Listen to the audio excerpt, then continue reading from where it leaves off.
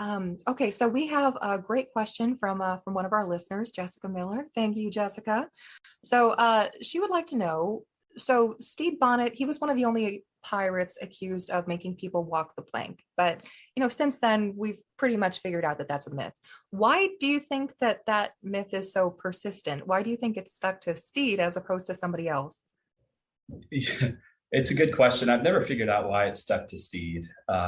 You know, I think what we see a lot in piracy is that they get things that attach to them that cause terror, right? So you got to think about how these things were reported at the time.